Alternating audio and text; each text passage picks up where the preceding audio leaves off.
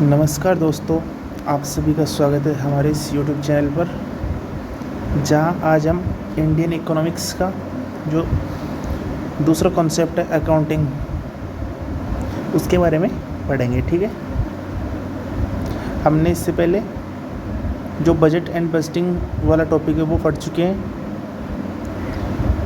आज हम अकाउंटिंग पढ़ेंगे। ठीक है, तो देखो दोस्तों, अकाउंटिंग क्या होती है। ठीक है, स्टार्ट करते हैं हम इसे अकाउंटिंग को। एक बार थोड़ा मैं इसको सेट कर लेता हूँ।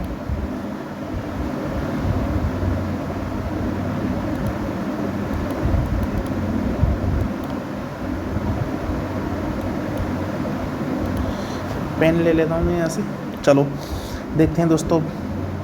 तो देखो दोस्तों, प्रशासनिक लेखांकन एडमिनिस्ट्रेटिव अकाउंटिंग किसी भी सरकारी या निजी संगठन के वित्तीय संसाधनों के कुशल प्रबंधन, नियंत्रण और निर्णय निर्माण की रीढ़ की हड्डी है।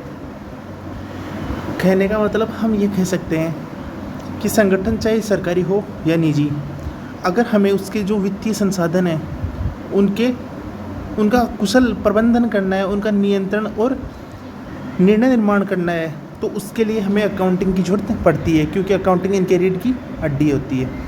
नीचे इसके अवधारणा, इसके कॉन्सेप्ट, उपकरण और प्रशासन में इसके उपयोग, यूजेज इन एडमिनिस्ट्रेशन का विस्तृत विवरण दिया गया है। ठीक है दोस्तों, देखते हैं।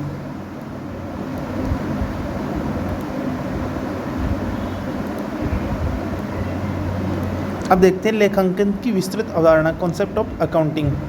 ठीक है, प्रशासनिक संदर्भ में लेखांकन का अर्थ केवल वित्तीय आंकड़ों को दर्ज करना नहीं है, बल्कि यह एक सूचना प्रणाली यानी एक इंफॉर्मेशन सिस्टम के रूप में कार्य करता है, जो वित्तीय डेटा को उपयोगी प्रशासनिक जानकारी में बदलता है। अब देखेंगे हम इसकी अवधारणा में, देखते हैं इसके मूल तत्व कौन कौन से हैं।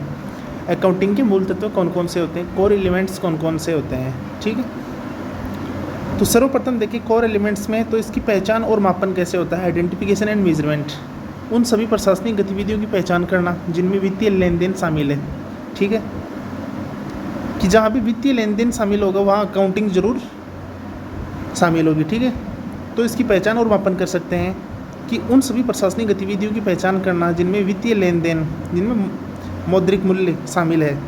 अब इसका वर्गीकरण कैसे करेंगे हम, क्लासिफिकेशन। तो लेन देन को व्यवस्थित रूप से विभिन्न शीर्षों जैसे पूंजीगत व्यय, कैपिटल एक्सपेंडिचर, राजस्व व्यय, रेवेन्यू एक्सपेंडिचर और विकास योजनाओं में विभाजित करना। ठीक है, हमारा जो भी व्यय होगा उसको अलग अलग हम खंडों में विभाजित करते हैं कि इतना रुपए या इतनी पूंजी इसमें खर्च हो गई, इतना एक्सपेंडिचर इसमें हुआ है। ठीक है, ऐसे ऐसे। अब फिर इसका हम संक्षेपण करते हैं, समराइजेशन करते हैं। तो लेजर्स और ट्रायल बैलेंस के माध्यम से वर्ष के अंत में समेकित वित्तीय रिपोर्ट तैयार करना, ये होता है इसका संक्षेपण। वर्ष के अंत में जो रिपोर्ट तैयार की जाती है उसे कहते हैं संक्षेपण। फिर देखते हैं विश्लेषण और व्याख्या। आंकड़ों का विश्लेषण करके ये पता लगाना कि नीतियाँ और योजनाएं वित्तीय रूप से सफल रही है या नहीं। तो ये हमारा लास्ट स्टेज होता है, विश्लेषण और व्याख्या, कि जिस चीज़ के लिए हमने धन उपलब्ध करवाया है, जिस योजना के लिए धन उपलब्ध करवाया है, तो क्या वो धन उस योजना या वो नीति सफल रही है, क्या वो संपूर्ण धन उस योजना या उस पर्टिकुलर नीति में खर्च हुआ है। तो इसका ये देखते हैं ना, ये इसका अकाउंटिंग का लास्ट कोर एलिमेंट होता है, विश्लेषण और व्याख्या करना। तो हम कह सकते हैं कि जो अकाउंटिंग होती है उसकी कोर एलिमेंट्स कौन से होते हैं, पहचान और मापन, वर्गीकरण, संक्षेपण और विश्लेषण एवं व्याख्या। अब देखते हैं इसके की प्रिंसिपल्स, जो प्रमुख सिद्धांत हैं उनके बारे में पढ़ते हैं। ठीक है, इसका एक सिद्धांत है द्विप्रविष्टि सिद्धांत, डबल एंट्री सिस्टम। ये कौन सा होता है, यह होता है प्रत्येक लेन देन के दो पहलू होते हैं, कि कोई भी लेन देन होता है उसके दो पहलू होते हैं, एक के लिए तो वो डेबिट है, एक के लिए वो क्रेडिट है। तो डेबिट और क्रेडिट, जिससे वित्तीय सटीकता बनी रहती है। ठीक है ना, अगर द्विप्रविष्टि सिद्धांत का लोग पालन करते हैं ना, तो उससे हमेशा वित्तीय सटीकता बनी रहती है। उससे लास्ट में कोई वो जब संपूर्ण उसका अकाउंटिंग होती है ना, तो उस समय उसमें कोई दिक्कत नहीं आती। कहने का मतलब, एक होती है इसका प्रमुख सिद्धांत है उपार्जन अवधारणा, एक्रूअल बेसिस। लेन देन को तब रिकॉर्ड किया जाता है जब वे घटित होते हैं, न कि तब जब नगद प्राप्ति या भुगतान किया जाता है। ठीक है, फिर आता है पारदर्शिता का सिद्धांत, प्रिंसिपल ऑफ ट्रांसपेरेंसी, सार्वजनिक प्रशासन में निष्पक्षता और जनता के प्रति जवाबदेही बनाए रखना। ये भी एक इसका प्रमुख सिद्धांत होना चाहिए अकाउंटिंग का, ठीक है ना, कि अकाउंटिंग जनता के प्रति जवाबदेह होनी चाहिए और वो निष्पक्ष होनी चाहिए, ठीक है। अब देखते हैं इसके टूल्स ऑफ अकाउंटिंग्स कौन कौन से टूल्स हैं। तो देखते हैं प्रशासनिक लेखांकन के मुख्य उपकरण कौन कौन से हैं, उनके बारे में हम पढ़ेंगे यहाँ पर, ठीक है।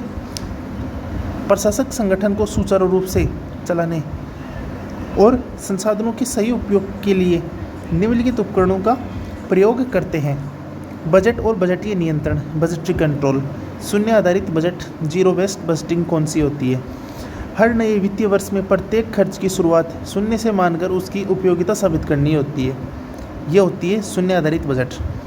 फिर आता है प्रदर्शन बजट, परफॉर्मेंस बजटिंग, खर्च को केवल आंकड़ों में न देखकर ये देखा जाता है कि उस खर्च से भौतिक परिणाम या फिजिकल टारगेट्स क्या हासिल हुए, ठीक है। तो ये हो गया बजट और बजटीय नियंत्रण के लिए। ये जो दो प्रकार के बजट होते हैं, शून्य आधारित बजट और प्रदर्शन बजट, ठीक है। फिर आता है वित्तीय विवरण विश्लेषण, फाइनेंशियल स्टेटमेंट एनालिसिस। इसमें एक तो अनुपात विश्लेषण होता है, रेशियो एनालिसिस, जैसे संगठन की तरलता, कार्यकुशलता और वित्तीय स्थिरता को मापने के लिए विभिन्न अनुपातों का उपयोग किया जाता है, ठीक है। फिर आता है प्रवृत्ति विश्लेषण, ट्रेंड एनालिसिस, पिछले 5 से 10 वर्षों के वित्तीय आंकड़ों की तुलना करके भविष्य की प्रशासनिक ज़रूरतों का अनुमान लगाना। फिर आता है तीसरा आता है लागत लेखांकन क्या होता है, ठीक है, कॉस्ट अकाउंटिंग क्या होती है। तो एक तो होता है लागत लाभ विश्लेषण होता है, लागत लाभ विश्लेषण क्या होता है। तो दोस्तों हम पढ़ रहे थे आगे जो अकाउंटिंग टूल्स है, तो थर्ड टूल है लागत लेखांकन, कॉस्ट अकाउंटिंग क्या होती है। देखो, लागत लाभ विश्लेषण, कॉस्ट बेनिफिट एनालिसिस, किसी भी नई नीति या इंफ्रास्ट्रक्चर प्रोजेक्ट को लागू करने से पहले उसकी लागत और उससे मिलने वाले लाभ का आकलन करना, ठीक है। फिर होता है सीमांत लागत, मार्जिनल कॉस्टिंग, ये निर्धारित करने में मदद करता है कि प्रशासनिक सेवाओं को बढ़ाने या घटाने से कुल लागत पर क्या प्रभाव पड़ेगा। फिर इसका जो फोर्थ अकाउंटिंग टूल्स है अंकेक्षण और आंतरिक जांच, ये भी एक अकाउंटिंग टूल होती है। अंकेक्षण, किसी चीज़ का अंकेक्षण करना और जो इंटरनेट कंट्रोल होता है वो करना, ये भी एक अकाउंटिंग टूल है। कैसे, वित्तीय अंकेक्षण क्या होता है। देखो, फाइनेंशियल ऑडिट, CAG या आंतरिक ऑडिटर द्वारा ये जांचना कि नियमों का पालन हुआ है या नहीं। फिर होता है प्रदर्शन अंकेक्षण, वो क्या होता है, परफॉर्मेंस या सोशल ऑडिट, ये जांचना कि सार्वजनिक धन का उपयोग जिस उद्देश्य के लिए किया गया था वह समाज तक पहुंचा या नहीं, ठीक है। फिर इसका फिफ्थ टूल आता है प्रबंधन सूचना प्रणाली, जो फिफ्थ अकाउंटिंग टूल है मैनेजमेंट इंफॉर्मेशन सिस्टम। ये क्या होता है, देखो, डिजिटल तकनीक और अकाउंटिंग सॉफ्टवेयर जैसे टेली और PFMS के माध्यम से प्रशासनिक अधिकारियों को रियल टाइम वित्तीय रिपोर्ट उपलब्ध कराना, ठीक है। ये होता है प्रबंधन सूचना प्रणाली, ये भी एक अकाउंटिंग का टूल होता है, ठीक है। ये अकाउंटिंग के टूल्स होते हैं। अब देखेंगे हम यूजेज इन एडमिनिस्ट्रेशन, अकाउंटिंग के एडमिनिस्ट्रेशन यानी प्रशासन में क्या क्या उपयोग हैं, ठीक है। प्रशासन में लेखांकन का उपयोग केवल वित्तीय रिकॉर्ड बनाए रखने के लिए नहीं बल्कि रणनीतिक स्ट्रेटेजिक प्रबंधन के लिए भी किया जाता है।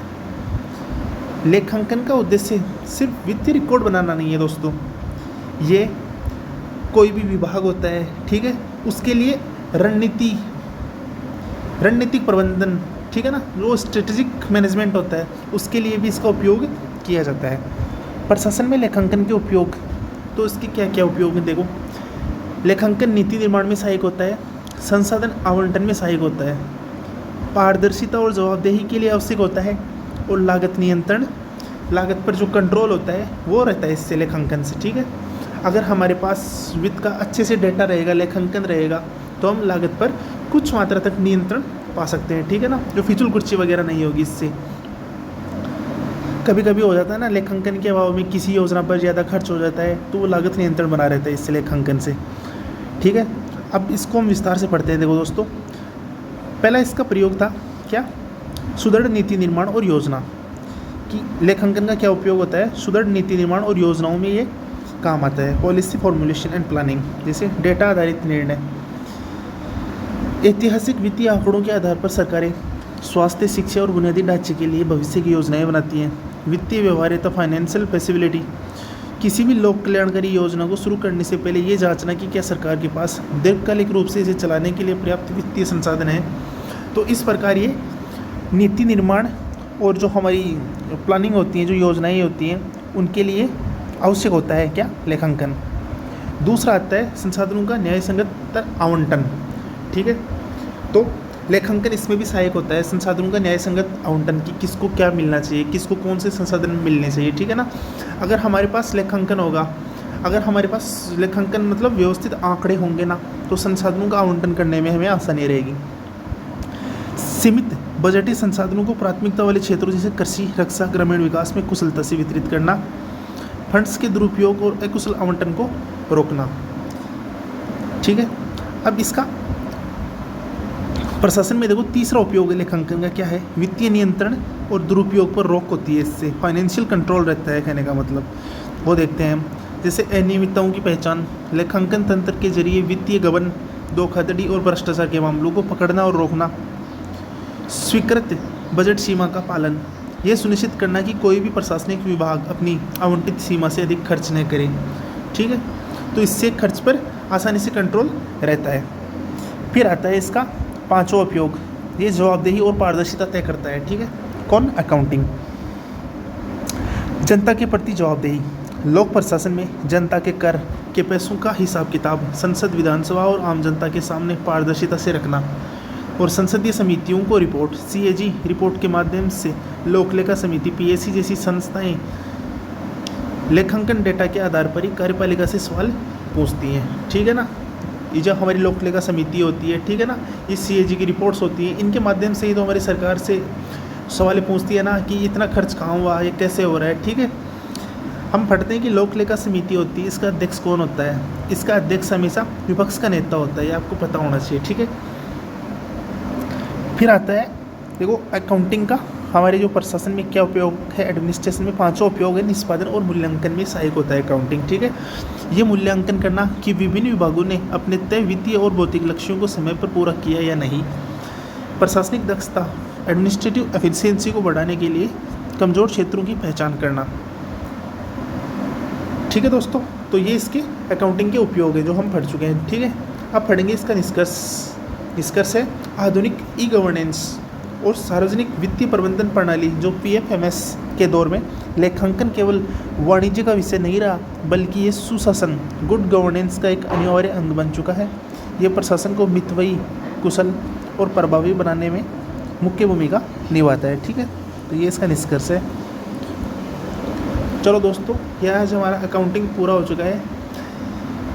मैं देखो दोस्तों ये नहीं कह रहा है कि इसमें से 100% क्वेश्चंस आपको ऐसे कैसे मिल जाएंगे, लेकिन अकाउंटिंग का क्वेश्चन अगर कोई क्वेश्चन कॉन्सेप्चुअल आता है तो आप उसे आसानी से समझ सकते हैं, आसानी से हैंडल कर सकते हैं।